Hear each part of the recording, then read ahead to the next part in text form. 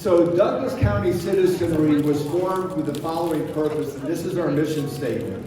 Gathering Douglas County citizens of goodwill to be encouraged, informed, and engaged so we can stand together for one another's constitutional right to live, think, and speak freely.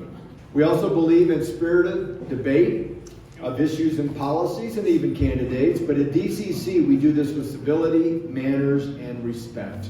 When we started only in October, our first meeting had like 60, 70 people, and then shortly after that we ended up with 100 people. Last month we had our first ever forum for the DC GOP candidates. That was over 100 people, and we don't advertise. Every single one of you is here because you were invited by someone. So we ask you, please invite other people of goodwill to come, because we do believe that the key to saving our republic, saving our county, saving our state, and saving our country is going to be people of goodwill coming together, standing on constitutional principles. The right to pursue your own unique idea of happiness, not dictating groupthink that everyone has to think alike. I always tell people if I was an identical twin, I wouldn't agree with myself. So we do not expect everyone to agree with everyone else 100% of the time, and that is the key to a free republic. We're a big tent group. We really like Ronald Reagan here a whole lot, and as he said, if someone agrees with you 80% of the time, they're your 80% friend, not your 20% enemy. I know I quote this almost all the time, but we love Lincoln too. What did he say? With malice towards none, with charity towards all. That was his motivation, even in the middle of the Civil War. With firmness in the right, as God gives us to see the right. Meaning we stand and we fight for what we believe in, but we do it because we really want our neighbors to prosper. What we say here in Douglas County Citizenry is Liberty Loves Company. So invite some more. I do have the distinct pleasure of highlighting our community partner, our community outreach group this month, and that is the Homeless Engagement Assistance and Resource Team. And this is something that is actually near and dear to my heart. I'm going to ask our Sheriff Weekly, to come up and give us a little bit more about this.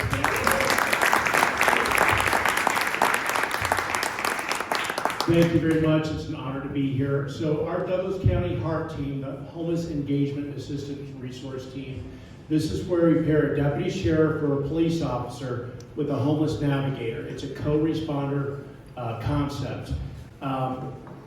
When we originally were first thinking about how we were going to combat homelessness, they were talking about separating the navigator from the police officer because they were worried about, well, we want to really make that connection with the homeless person, and I disagreed with that. I thought it was very critical for them to be a co-responder team. It's critical that we have that law enforcement officer to protect that navigator as well. A lot of these people are on drugs, they're on alcohol, they got needles on them, all kinds of things.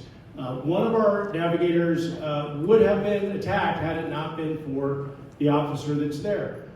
We also want to show that we are a law and order county. We are not going to tolerate homelessness. I want that uniformed police officer or deputy sheriff standing there to let them know that.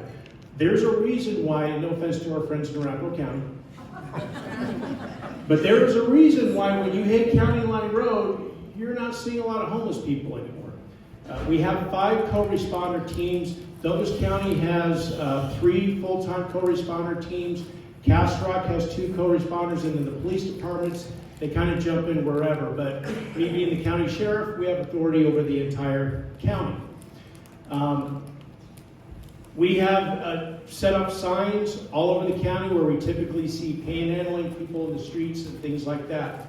We are encouraging people not to give these people money, because in Douglas County, if you're at a red light, it's not unusual for somebody to pass a $20 bill, $100 bill out the window because they want to feel good. I want to help. You know, life has been good to me. I live in a beautiful home and have a nice car. I want to help this person out.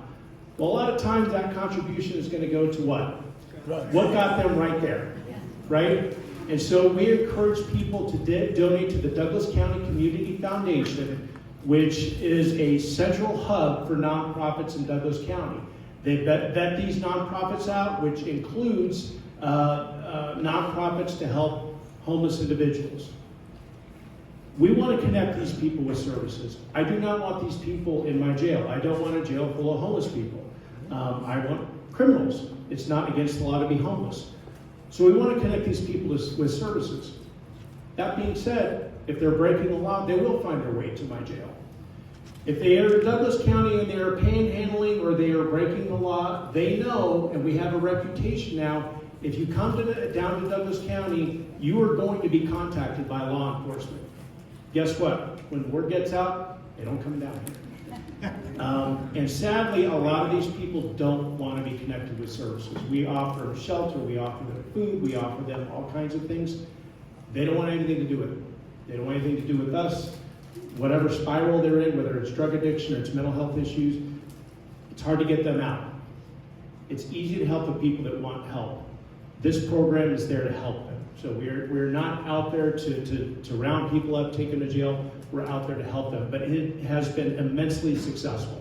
So I will just leave it at that. If you guys have any questions, just type in Douglas Has Heart or Douglas County Heart Team, and you will be able to go to that. You can also go to the Douglas County Community Foundation, and you can donate there to this program. But extremely successful. Counties and cities throughout the country are copying exactly what we're doing here in Douglas County.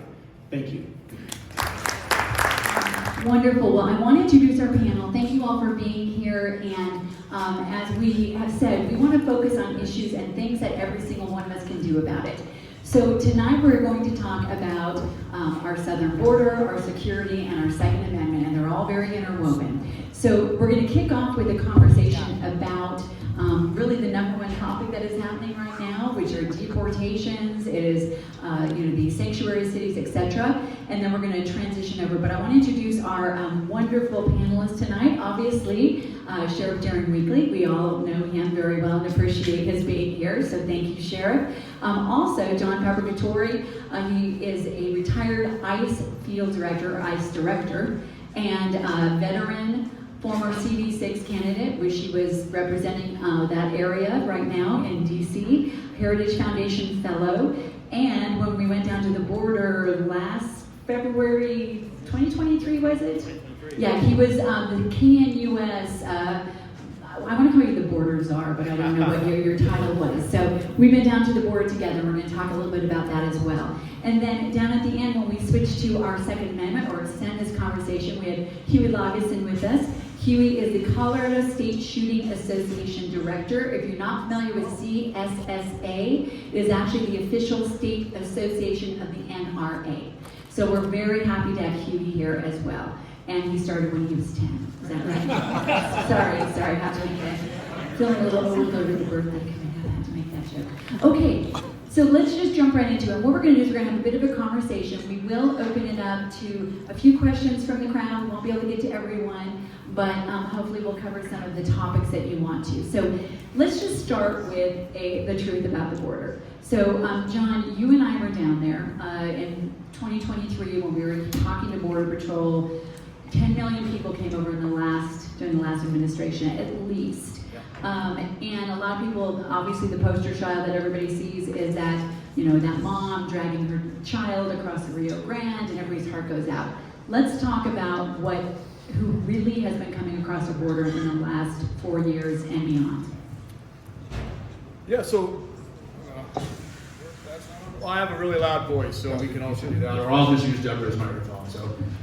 So really, what's really coming across the border is a lot of unvetted young men. So of course the media is gonna, when they see that woman bringing the child across, that's the photos that you're gonna get from the media. You're gonna get the situations where you see young children coming across, young women, but by far, 90% of the people that are coming across the border are young military-aged males that were coming across the border.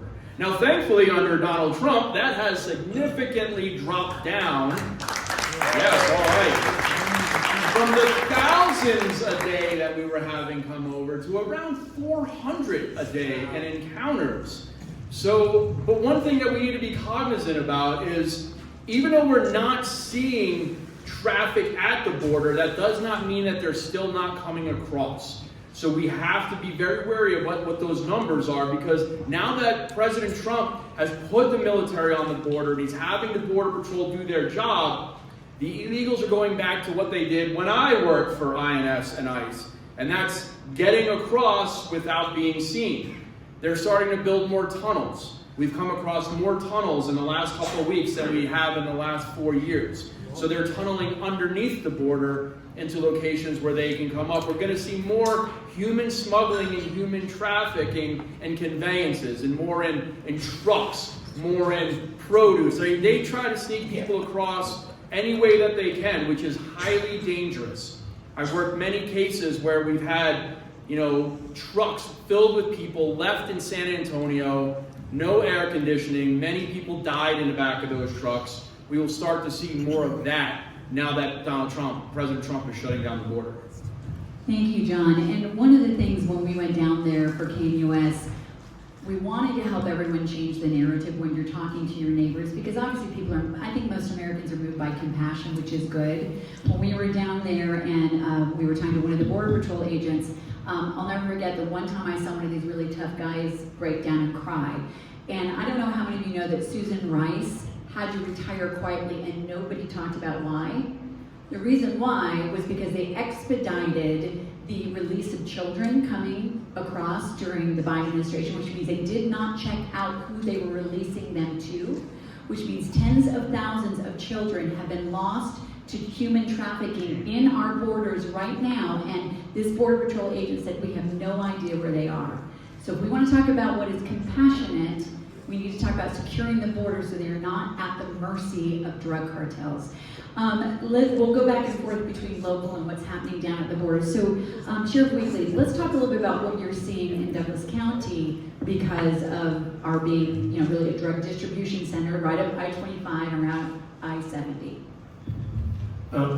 Crime is definitely, we have a lot of people currently in my custody that are in this country unlawfully. We are having the issues with TDA committing crimes in Douglas County. The same group that you heard about on Dallas Street was hitting Douglas County committing crimes in my county as well. So I've dedicated one of our detectives to work with the FBI violent offender task force that is specifically targeting TDA. So it is affecting us at a local level, and we're doing everything that we can to keep our community safe. If you go to our website, dcsheriff.net, right on the homepage, you will see a button at the top. It will tell you exactly how many ICE holds that we have in my custody. But because of our legislature, I cannot hold them on those ICE holds. I checked earlier today, we have 19. The good thing is, as of November, something weird happened in November. They're actually coming to get them now. They didn't even wait for Trump to take office, so they're starting to get them. But right now and over the last couple of weeks, they've got other people they're targeting and they're going after. But right now, currently, I have 19. But again, if these guys post bond, I can't stop them from getting back out in the community, and they have a wide range of criminal offenses that they're in custody for. So let's talk about that aspect a little bit. First of all, by the way, John, you were talking about young single adult males. I remember another Border Patrol agent said, when I asked who's coming across, he said, everyone from the stands. He said, Uzbekistan, Tajikistan, Afghanistan, Pakistan, Russia, and China. So we may have some bumpy times ahead, but we have to be prepared to tell our neighbors why the bumpy times are here. And it's not because Donald Trump is in office, it's because of what happened beforehand and who is currently here. And we can also support the deportations that way. But let's get back to real quick what you were talking about, Sheriff Weekly. John, you really, you've lived this when you were over the Aurora ICE facility. Explain to everybody why we really are a sanctuary state, despite the governor repeatedly saying we are not, and what legislation made it that way that Sheriff Weekly just referred to. Yeah, so, when you have to really go back historically to really look at Colorado, and Governor Owens actually had passed legislation that we would never be a sanctuary state. He actually passed SB 90, and SB 90 said we're not going to be a sanctuary state. And then in 2013, we started getting more of the left into the State House, and they actually did away with SB 90 in 2013. They said, well, that bill is no longer going to be in effect. You started to see them really start to incorporate many more laws in the State House. And Sheriff Weekly's got a few of them in front of him. He can show you the stack that they've got. So in 2019 was probably the biggest one. So 19-1124, which really keeps the counties from being able to hold people from ICE It keeps them from being able to cooperate fully with ICE on civil immigration enforcement. There is leeway there with criminal investigations, although while Sheriff Weekly may allow ICE to work with him on criminal investigations, Denver PD does not. So people view this a little bit differently. Then we had other laws that came into play, like 23-1100, which does not even let Sheriff Weekly be able to pay for a bed space in his jail for ICE. He can't get into an intergovernmental service agreement with ICE where ICE is actually paying for the bed. They passed SB 83 in 2020, which keeps ICE agents out of courthouses. ICE agents cannot make an arrest in a courthouse in the state of Colorado. So even if someone's getting sentenced for a violent crime, ICE cannot be there to take that person into custody. So they've passed many of these laws over the last couple of years, and no matter what the governor says, this is a sanctuary state. I wish I had Governor Polis here so we could start a debate. That'd be so much fun. Okay, so Sheriff Weekly, you talked about what has been prohibited. Let's talk a little bit also about the fentanyl crisis and all of that, the number one cause of death for 18 to 45-year-olds, I believe it is. What are you seeing here? Now, as we said, only the dumb criminals come through Douglas County, but unfortunately, no one's immune to that. Can you just talk a little bit about what you're seeing there? Yeah, we've seen it all. We've seen teenagers die from fentanyl poisoning. We've seen it at all ages. When we were kids, we went to house parties and things like that. These kids can buy a fentanyl pill for $2 at a house party, and it could be a lethal dose. And so that is all because of the open border. It comes in from China, mixed in Mexico, and it comes right up through the I-25. Since I became sheriff, we actually started doing more drug interdiction on the highway. God bless State Patrol, but they're non-existent. In Douglas County, you rarely see a state trooper. And those drugs are coming right up I-25 and out I-70 every single day. And so we do the best that we can. And again, thank God we have Donald Trump in the White House because that border is getting shut down. But for 4 years, it was wide open. And who was dying? Our citizens were dying. It pales in comparison. The left talks about gun violence and all the people that are dying from guns. It's nothing compared to the amount of people that are dying from fentanyl. Yeah, thank you for that. Time for compassion and people crying on the internet for American citizens. So, and what's happening there. Want to talk about the border because when we were down there, John, we saw piles of border materials that were just laying there rusting, being sold for pennies on the dollar, which was robbing from the American people. And you, I remember, talked through how just putting the border wall up and what is able to be done with drones and ATVs and all that could solve this quickly. It is turning around. Can you talk about what's happening right now on the border to actually secure it? Look, the Border Patrol, in order for the Border Patrol to do their job, the wall is necessary because it directs traffic. Right? Walls don't necessarily stop people. We've seen that through history. Castles have been invaded. The Maginot Line in France was overtaken. But what it does do is it allows us to put our resources into the areas that we need and allow the Border Patrol to actually patrol. They are the Border Patrol, not the border administrators. So they shouldn't be sitting in an office just processing illegal aliens who are constantly crossing the border. For the border to be effective, we need a multi-layered security system, and that incorporates the wall. And like Deborah said, when we went down there in 2023, I went with their team to actually show them some of those areas. There was wall just laying all over the desert that they had not put up yet. And the last year of the Biden administration, they tried to get rid of all that in order to make it harder for President Trump to then come into office and be able to put that wall up. It's incredible what they allowed to happen.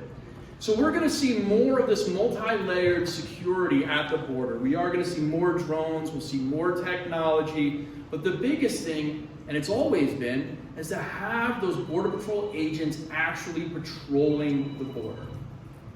Yeah, when we were there, they said all they had time to do was process. And that was the same time, by the way, that they were putting money in our, taking our taxpayer dollars to have border security abroad, but not here. And one other thing, when anybody talks about the border wall being racist, there's this great shot we have of in El Paso. There's a shorter wall and then a taller wall. The taller wall was racist. The shorter wall was not racist. And the reason why, because the original wall in El Paso was put up by Democrats to protect El Paso. Guess who voted for it? Joe Biden, I think Hillary Clinton, all these other people actually voted for it.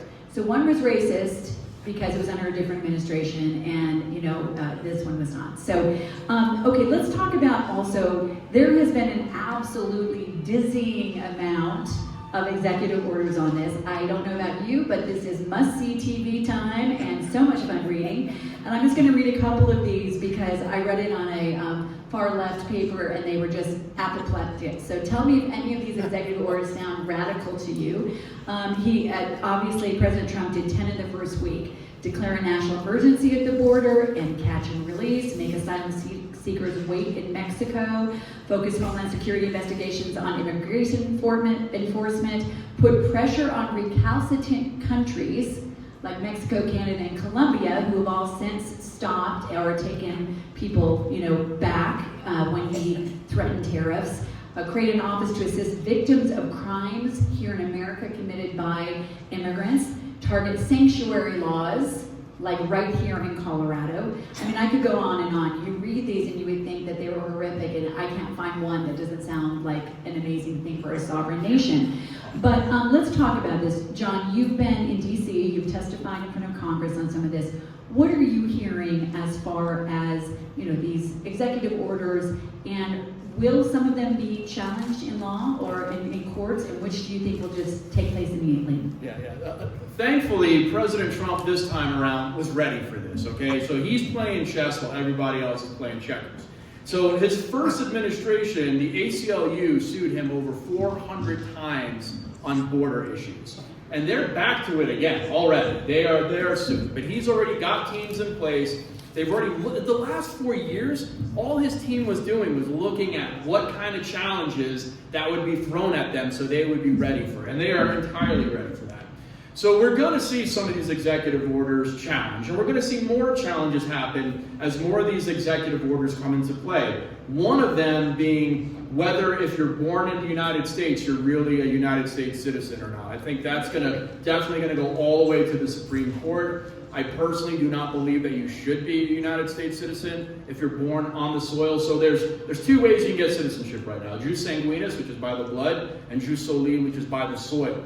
Now, there's a thing called entry fiction doctrine. You can look this up. It's the law. The Supreme Court has already looked at it. That says that somebody who is illegally present in the country while their body is in the country, their legal status is still knocking on the door at the border. And that's what entry fiction doctrine rests on. To me, that would also mean that those who are illegally present in the country should not have our constitutional benefits that they currently have because they're physically present, but not lawfully, so their legal status is still outside of the country. So there's going to be a lot of challenges on these things, and yes, right, they should not have some of these. So we're going to see these huge challenges, especially on the citizenship issues. But I really believe President Trump is ready for it this time. He's putting the right people in place. Bondi is going to be awesome as an AG. She's on the warpath already. So we're going to see something way different than what we saw in the first administration, and I think it's going to be for our benefit for sure. It is going to be fun to watch, for sure.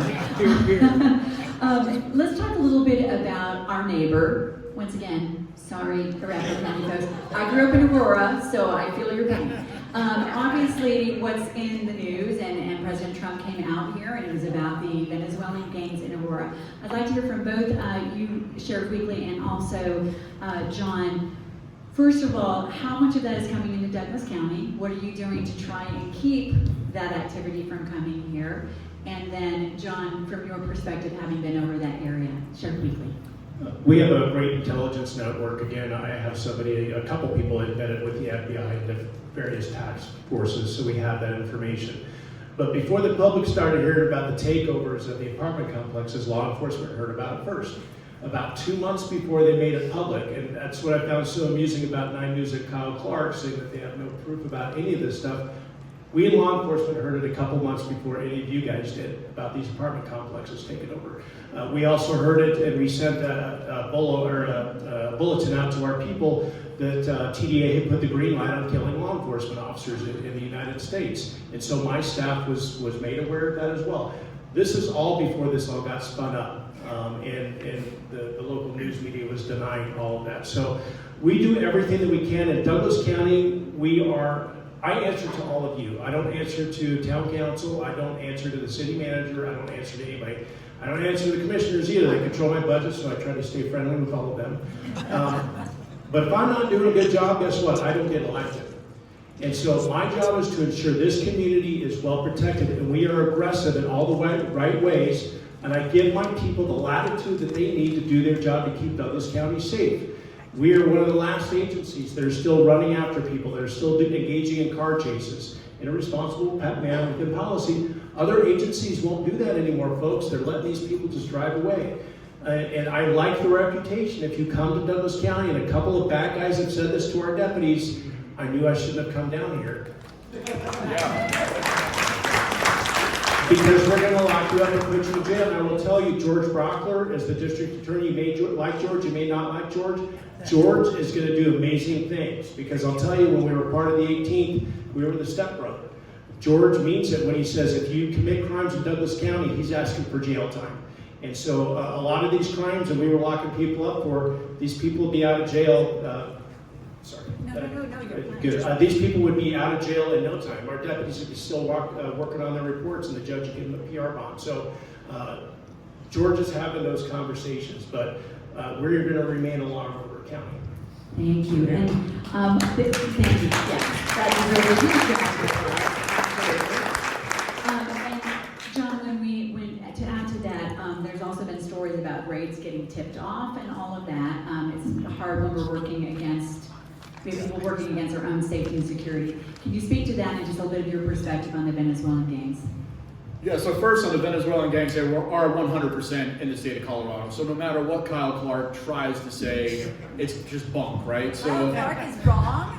So we have them in our jails, we've arrested multiples of them, but that's not the only gang that's in here. We've got these South American theft groups that I know the sheriff has been dealing with, that are these, they go into the malls, they just rob a lot of different stuff. They're from Peru, they're from Argentina, they're actually here on visas. So, we have all these other things that are actually happening. We have terrorists that have come into the country.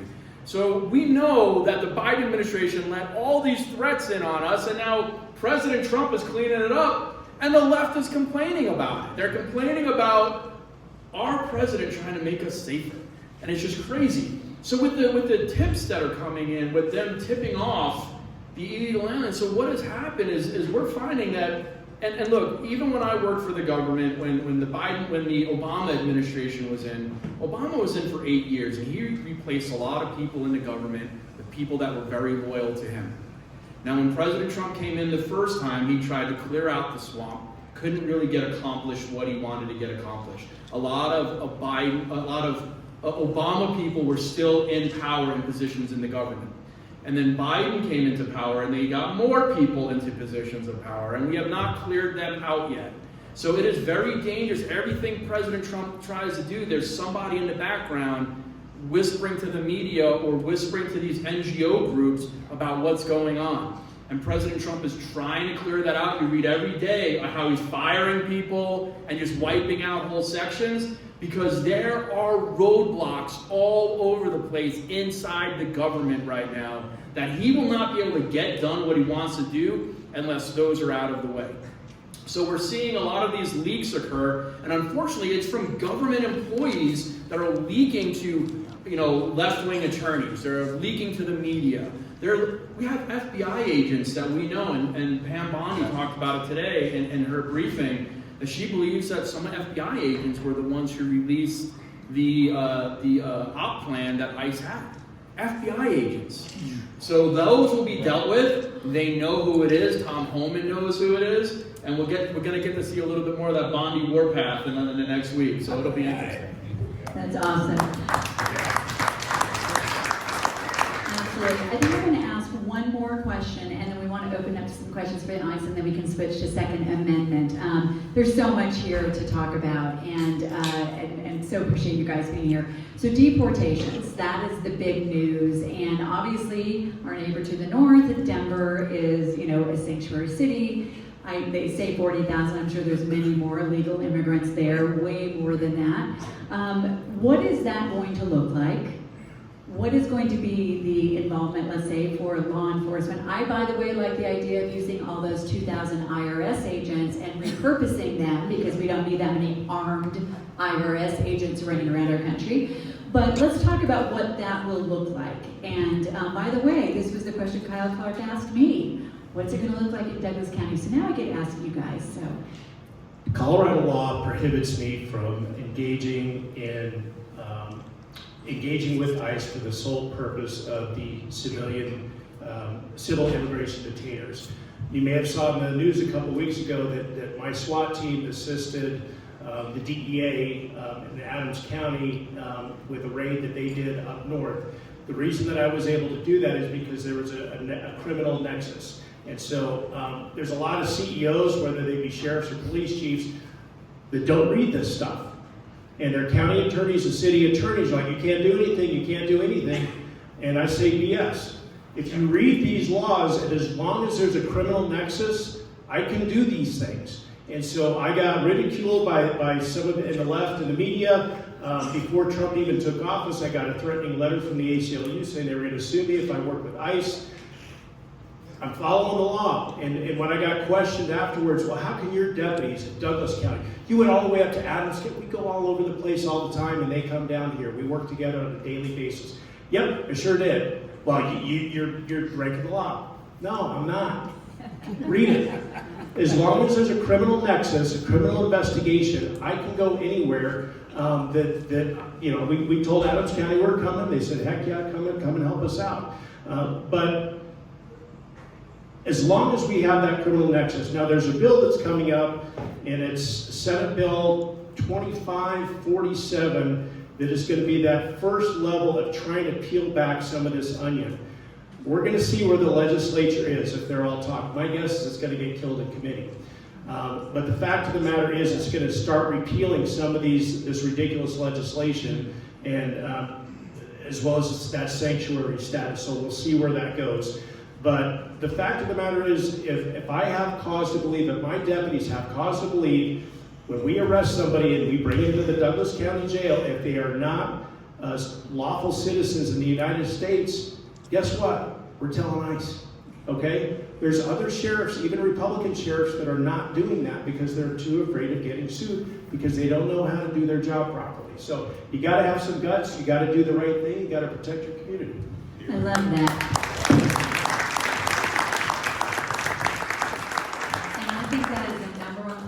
Every single one of us as constitutionalists needs to have, and that is courage. We've been told so many things that we cannot do, and we need to also look at who's advising, what attorney is advising different structures even within our own county or wherever else.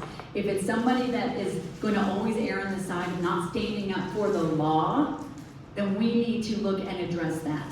Because it's about time we take back the rights that we have just given away by intimidation. And so thank you so much for doing that, Sheriff. I so appreciate it.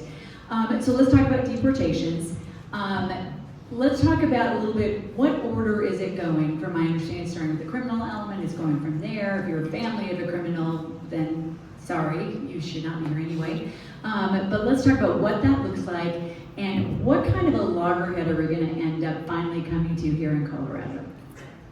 So number one, and I just have to make this clear because I have been in talks with the Trump administration, and now that I'm working for Heritage Foundation, those talks have kind of extended more with the Trump administration. So number one, the Trump administration wants to get a hold of illegal immigration. So that includes every single person that is here illegally. So at the end of the day, they are going to have their coming to Jesus moment, and because they're here illegally. And there's no way to overcome that illegal status if they're present in the United States illegally other than amnesty. And amnesty is not on the table with Donald Trump. Absolutely not. So the only way to then rectify the situation with being illegally present in the United States, unlawfully present, is to get those people in front of an immigration judge and have them in the removal process to then move on. Now, with that being said, President Trump wants to start with clearing out the criminals, number one, because he wants to make our community safer right away. So let's go after the criminals. We know we have 600,000 that we know about on the non-detained docket for ICE. 400 and something thousand that already have criminal convictions, and about another 200,000 that we're waiting for sentencing on. So we know right off the top, bucket, let's go after those.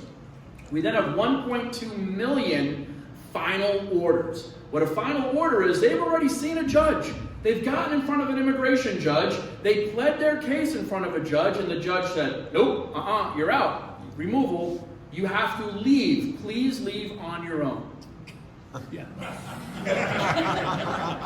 works. 1.2 million are still here, didn't leave on our own. But to me, look, you broke into the country illegally, you crossed the border illegally. You then got an opportunity to go in front of an immigration judge, get in our process, plead your case to an immigration judge, had that immigration judge tell you, sorry, it doesn't meet any of our laws, you have to be removed. And then you pretty much gave the immigration judge a middle finger and decided that you were going to remain in the United States illegally.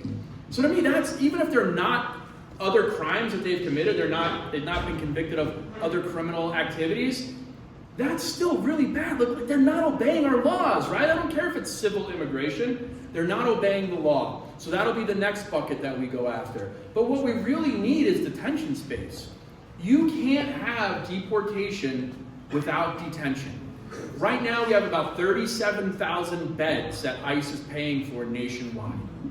37,000. There's no way we can have the removals that we want with 37,000 beds. President Trump, under the last administration, had 52,000 beds at the end of his last administration. He wants to go up to 100,000 beds, including Guantanamo and other beds throughout the U.S. Now that's going to take some sheriff's departments helping us with additional beds, which we cannot currently have here in the state of Colorado. It's going to take the Bureau of Prisons opening up some of their wings to immigration. It's going to take private contract detention, which we have here in the state of Colorado. We have 1,400 beds in Aurora. The Democrats are very much against contract detention. So there's a lot that goes into the deportation process. We cannot just pick somebody up and put them across the border. It's a process. You have to work with their country. You need travel documents. You have to make sure that their country is going to accept them. Deborah talked about recalcitrant countries that don't accept people back. President Trump's going to have to get into a little bit of a bargaining war with them, lay the smack down on some of those countries, and say, hey, you either listen or we're not helping you out. No more money, no more in the kitty, no more nothing. We're not doing anything with you. And we've seen how fast they run back to the truck, right? And hours, we got the Mexican president coming up, hours, we got the Canadian president coming up, because they don't want to deal with that. But the deportation process is a process, and it's not as easy as a lot of people think. But it's beginning, which is the key. One last question for you, Sheriff Weekley, and then we're going to open up and just take a handful of questions before we switch to the Second Amendment portion. I know you can't speak for other sheriffs, but I'm sure most in law enforcement do see this issue. You've said some are not courageous enough to do that. Do you think that may change? Because obviously they've seen the gangs, they've seen the fentanyl, they've seen all of that. I'm being optimistic. Yeah, I don't know. We have sheriffs of all political affiliations, and so it depends on the sheriff or the police chief in their community. Police chiefs, oftentimes, they can't do much of anything because they're not allowed to run the agencies that they want to, the way they run them. Sheriffs, the political, you saw Arapahoe County Sheriff, they put out a statement a couple weeks ago. That statement to me showed that they were a sanctuary county because it just kind of, the statement he put out just kind of screamed of that. So Tyler Brown and I get along very well. There's a lot of things that agency does exceptionally well, but I think it's going to depend on the individual sheriff. I'm going to be proud to lead by example in Douglas County. We've got a press conference I'm doing with George Brockler about that bill that I told you about the other day. And my stance and my position is if you are in this country unlawfully and you're arrested and taken to the Douglas County Jail, you're on your way out, period. I just hope other sheriffs have the courage to do the same thing. And by the way, we will make sure to get the timing of that bill, because part of what we want to do here is make sure that we go down and make our voices heard when good legislation is happening and when bad legislation is happening, which we'll talk about with. And that is going to be on committee February 25th. Okay, good. We'll get that on the Facebook group, so sign up for it. Okay, we are going to take a few questions. Yes, Andy. John, this is a question for you. I'm Andy Jones. I'm a Douglas County citizen from Highlands Ranch. I understand we do have one minor in the room, and this is an adult conversation. Burned in my brain are pictures of trees along the borders that have undergarments of young girls, young women, called rape trees. When we are talking to our neighbors, and especially unaffiliated or even Democrat voters who might be pushing back against this, what's the reality of that, and what can we share with them that this is the disgusting aspect of what's been happening on the border for now at least 4 more years? And just to repeat the question, Andy was asking about what is the actual reality. Because by the way, what we're being equipped here to do is talk to our neighbors, find that person and find that common ground, because at the end of the day, nobody wants women and children to be abused, but we have to have the reality of what's going on. That was the question of John. What is the reality? The somewhat PG version. Yeah, take that into account.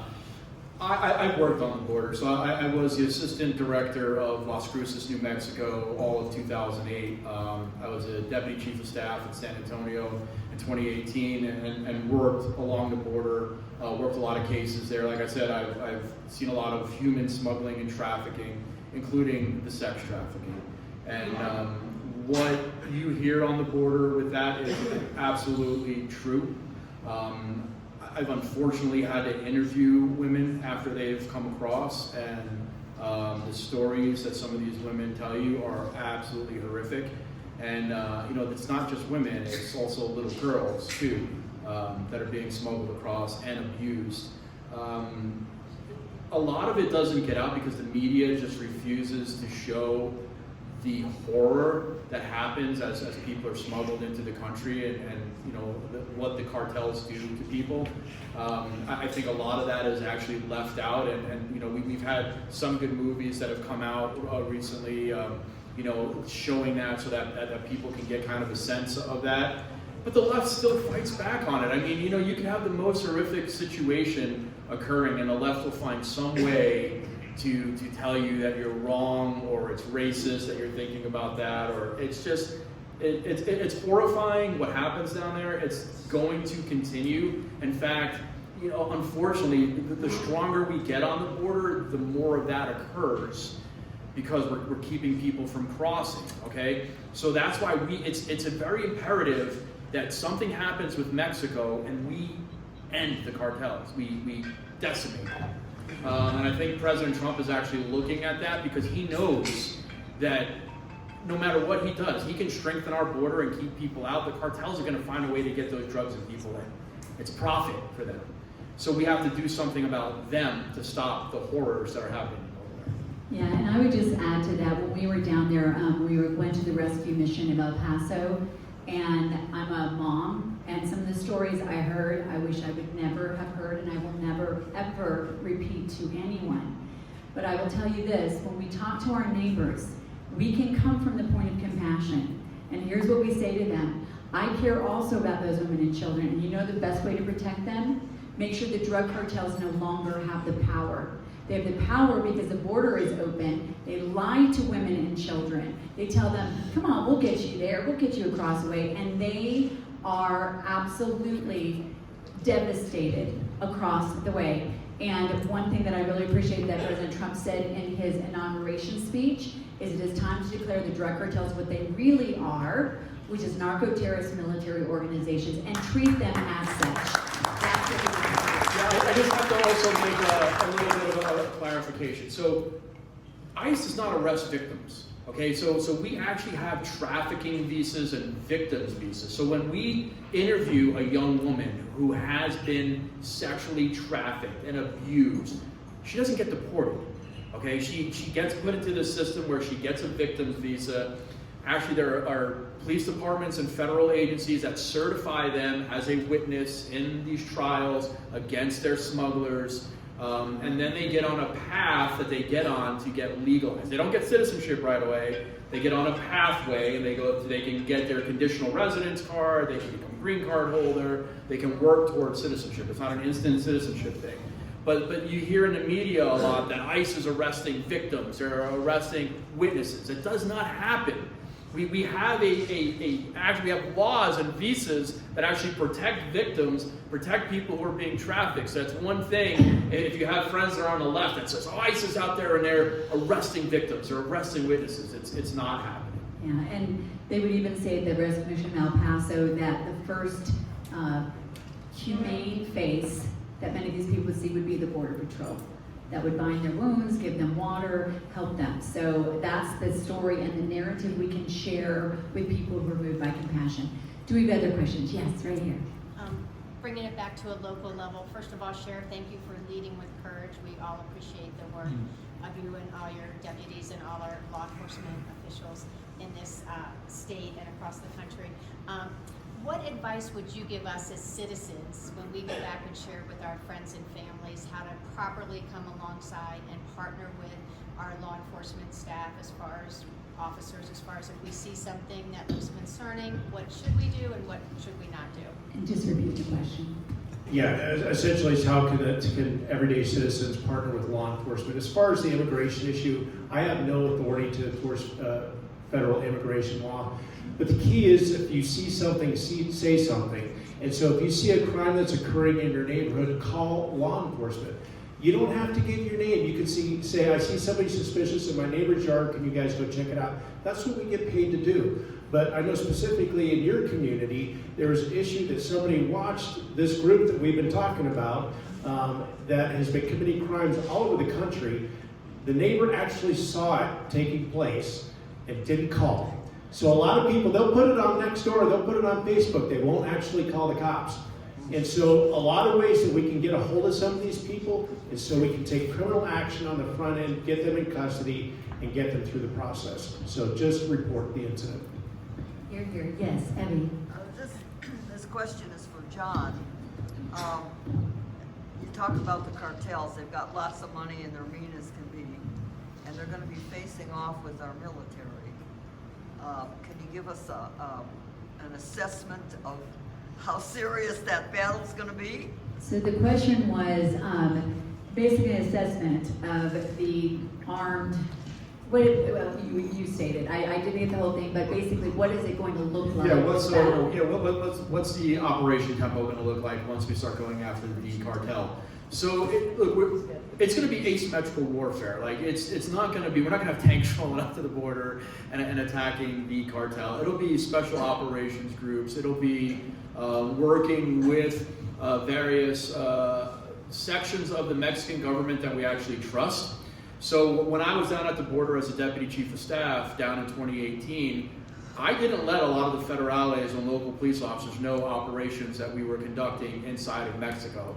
We were strictly at that time working with the Mexican Navy only because they were offshore on ships and they were safer there and they knew they were safer and then they could come onshore to attack the cartels when they did. And we were actually giving information to them through our intel and drone process, and then they would come on shore and come after the cartels because you can't buy those guys off if they're sitting in the middle of the ocean waiting to come on. I'm sure you probably can. The cartel will figure out how to get to them, but that's how we were trying to figure it out. So it's a way that we have to look at things, and President Trump is looking at all this now.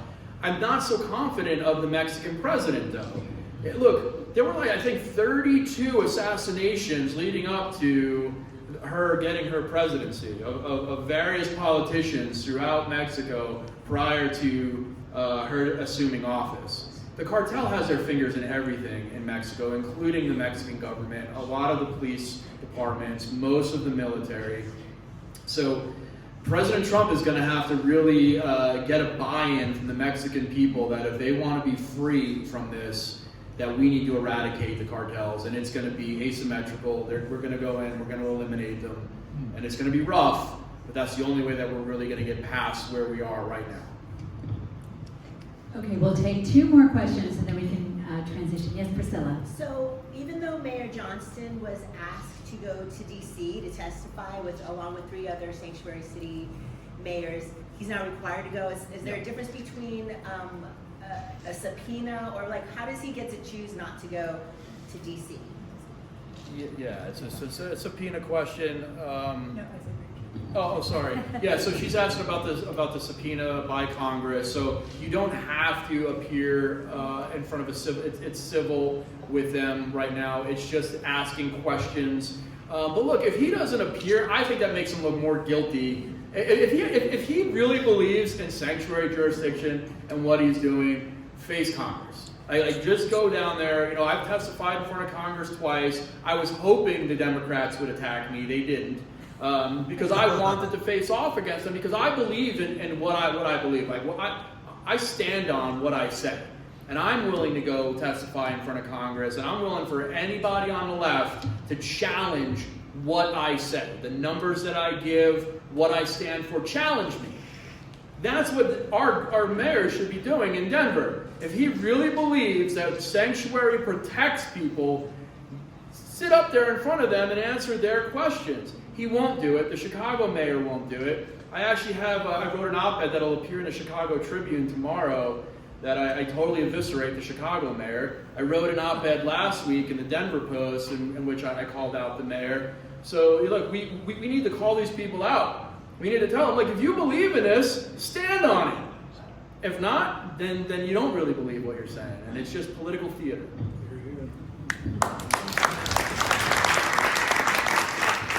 I think we're doing one more question. Ethan, you had a question. Yeah, a number of left-wing groups are saying that they will either interfere or tinker with ICE. What are the consequences of doing that? For both of us, probably, because you've got, yeah. So what are the consequences of hindering ICE? So I'll handle the federal side, and the sheriff will handle from his side. So federally, hindrance falls under 8 U.S.C. 1324. So we can charge United States citizens, and ICE officers do have the ability to arrest United States citizens. A lot of people on the left don't believe that. No, we're federal agents. We can arrest United States citizens for crimes committed inside the United States as long as they fall under a federal statute. So Border Czar Tom Homan has said that 1324 is on the table for arresting United States citizens that either help hide illegal immigrants, hinder ICE from conducting their mission. If they touch or attack an ICE officer, they will be arrested and charged federally for assault on a federal officer. And I'm sure that there's some more that the county can do as well. Yeah, it's obstructing, so as long as we have a criminal nexus the sheriff's office can participate in, if they get involved and they try to stop us from doing our job, or they in any way interfere with our work, it's obstructing, and we can take them to jail. Well, one more thing. What about people that are tipping off the illegals about ICE raids? It depends. There's a litany of different criminal charges that we could charge somebody with. And I told this to one of the news outlets, I think it was Fox 31, on that Adams County hit that we think they got tipped off on. There's a cop that's going to get killed. It's going to happen, I'm telling you right now, because somebody is going to tip somebody off, and there's going to be an ambush, and cops are going to die. People are going to get hurt. And that's when it's going to get blown up, and that's when people are going to go to prison. As they should. Yeah. Yeah, thank you, and let's give them a round of applause for this session. I know it's like an invisible line, but I'm glad I'm on this side of the Douglas County invisible line. Very grateful for that.